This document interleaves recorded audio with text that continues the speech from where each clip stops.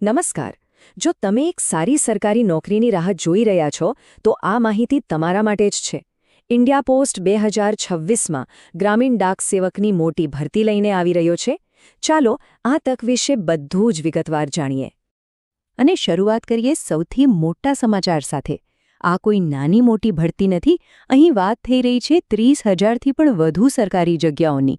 જી હા, આખા ભારતમાં આટલી બધી જગ્યાઓ ખુલી રહી છે. હવે આવે છે સૌથી રસપ્રદ વાત. આ નોકરી મેળવવા માટે તમારે કોઈ લેખિત પરીક્ષા નથી આપવાની અને કોઈ ઇન્ટરવ્યૂ પણ નહીં. આ વાત પર ખાસ ધ્યાન આપજો, કારણ કે આ જ વસ્તુ આ ભરતીને બીજી બધી ભરતીઓથી અલગ પાડે છે. તો આજે આપણે શું જાણવાના છીએ? આપણે જોઈશું કે આ તક કેટલી મોટી છે, કોણ અરજી કરી શકે છે, પસંદગી કેવી રીતે થશે, પગાર કેટલો મળશે અને અરજી કરવાની આખી પ્રક્રિયા શું છે. ચાલો શરૂ કરીએ. ચાલો ત્યારે સૌથી પહેલાં એ સમજીએ કે આ ગ્રામીણ ડાક સેવક એટલે કે જીડીએસની ભૂમિકા ખરેખર છે શું. આ કોઈ સામાન્ય નોકરી નથી. ગ્રામીણ ડાક સેવક એટલે કે જીડીએસ એ ભારતીય ટપાલ વ્યવસ્થાની જીવાદોરી છે. ખાસ કરીને ગામડાઓ અને નાના શહેરોમાં આ લોકો જ ટપાલ સેવાને જીવંત રાખે છે. આમાં બ્રાન્ચ પોસ્ટમાસ્ટર અને આસિસ્ટન્ટ બ્રાન્ચ પોસ્ટમાસ્ટર જેવા મહત્વના પદોનો સમાવેશ થાય છે. તો હવે આવે છે સૌથી મહત્વનો સવાલ. શું તમે આ નોકરી માટે અરજી કરી શકો છો? ચાલો તમારી યોગ્યતાના માપદંડો પર એક નજર કરીએ. જુઓ, બહુ જ સીધા અને સરળ માપદંડો છે. તમારે બસ ધોરણ 10 પાસ હોવું જરૂરી છે, જેમાં ગણિત અને અંગ્રેજી વિષયો હોય. ઉંમર 18થી 40 વર્ષની વચ્ચે હોવી જોઈએ. જે તે રાજ્યની સ્થાનિક ભાષાનું જ્ઞાન અને થોડું કમ્પ્યુટરનું જ્ઞાન પણ જરૂરી છે. અને હા, એક સારી વાત એ છે કે જે લોકો અનામત શ્રેણીમાં આવે છે, જેમ કે એસસી, એસટી કે ઓબીસી, એમના માટે ઉપલી વય મર્યાદામાં સરકારી નિયમો મુજબ છૂટછાટ પણ મળે છે. તો પાછો એ જ સવાલ મનમાં આવે કે જો પરીક્ષા નથી, ઇન્ટરવ્યૂ નથી, તો પછી સિલેક્શન કઈ રીતે થશે? ચાલો આ રહસ્ય પરથી પડદો ઉઠાવીએ. બસ આ જ છે આખી ભરતીનો આધાર સ્તંભ. તમારા 10મા ધોરણના માર્ક્સ. સિસ્ટમ ફક્ત અને ફક્ત તમારા ધોરણ 10ના પરિણામના આધારે એક મેરિટ લિસ્ટ બનાવશે. જેમના માર્ક્સ વધારે, એમની પસંદગીની શક્યતા પણ વધારે.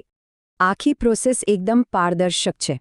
સૌથી પહેલાં તમારા માર્ક્સના આધારે એક ઓટોમેટિક મેરિટ લિસ્ટ તૈયાર થશે. પછી જે લોકો લિસ્ટમાં ઉપર હશે એમને ડોક્યુમેન્ટ વેરિફિકેશન માટે બોલાવવામાં આવશે. અને જો બધા ડોક્યુમેન્ટ સાચા નીકળ્યા તો સમજો કે નોકરી પાક્કી. કોઈ પણ નોકરીમાં પગાર અને સિક્યોરિટી બહુ જ મહત્વની હોય છે, ખરું ને? તો ચાલો એના પર એક નજર કરીએ કે અહીં તમને શું મળી શકે છે. અહીં મુખ્યત્વે 2 પદ છે. બ્રાન્ચ પોસ્ટમાસ્ટર એટલે કે બીપીએમ, જેમનો પગાર લગભગ 12,000થી 29,000ની રેન્જમાં હોય છે. અને બીજું છે આસિસ્ટન્ટ બ્રાન્ચ પોસ્ટમાસ્ટર એટલે કે એબીપીએમ, જેમનો પગાર લગભગ 10,000થી 24,000ની વચ્ચે હોય છે. પણ વાત અહીં માત્ર પગારની નથી. આ એક સ્થિર સરકારી નોકરી છે, જેમાં નોકરીની સંપૂર્ણ સુરક્ષા મળે છે. સાથે જ બીજા ઘણા ભથ્થા અને સામાજિક સુરક્ષાના લાભો પણ મળે છે, જે આ નોકરીને વધુ આકર્ષક બનાવે છે. ઓકે, બધી વાત તો થઈ ગઈ, પણ હવે અરજી ક્યારે અને કઈ રીતે કરવી? આ ભાગ બિલકુલ ધ્યાનથી સાંભળજો, જેથી કોઈ મહત્વની તારીખ ચૂકી ન જાય. આ તારીખો નોંધી લેજો. અપેક્ષા છે કે જાન્યુઆરી 2026માં જાહેરાત આવશે અને અરજીઓ શરૂ થશે. ફેબ્રુઆરીમાં ફોર્મ સુધારવાનો મોકો મળશે અને મહિનાના અંત સુધીમાં પહેલું મેરિટ લિસ્ટ પણ આવી શકે છે. પણ યાદ રાખજો, આ બધી સંભવિત તારીખો છે. અરજી કરવાની પ્રોસેસ એકદમ સહેલી છે અને સંપૂર્ણપણે ઓનલાઈન છે. તમારે બસ indiapostsgdsonline.gov.in વેબસાઇટ પર જઈને રજિસ્ટ્રેશન કરવાનું છે, ફોર્મ ભરવાનું છે, ડોક્યુમેન્ટ્સ અપલોડ કરવાના છે અને જો લાગુ પડતી હોય તો 100 રૂપિયાની નજીવી ફી ભરવાની છે. ચાલો જતાં કેટલીક સૌથી જરૂરી વાતો પર ફરી એકવાર નજર કરી લઈએ, જેથી અરજી કરતી વખતે કોઈ ભૂલ ન થાય. તો ટૂંકમાં યાદ રાખો, તમારા 10માના માર્ક્સ જજ સર્વસ્વ છે. સ્થાનિક ભાષા આવડવી જોઈએ.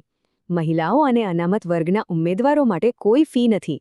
અને સૌથી અગત્યનું, હંમેશા સત્તાવાર વેબસાઇટ પર આવતી જાહેરાત પર જ ભરોસો કરજો. આ બધું જોયા પછી એક સવાલ મનમાં જરૂર આવે છે. શું લાખો લોકોની ભરતી માટે માત્ર ધોરણ 10ના માર્ક્સને આધાર બનાવવો એ સૌથી યોગ્ય અને ન્યાયી પદ્ધતિ છે? આના પર વિચારવા જેવું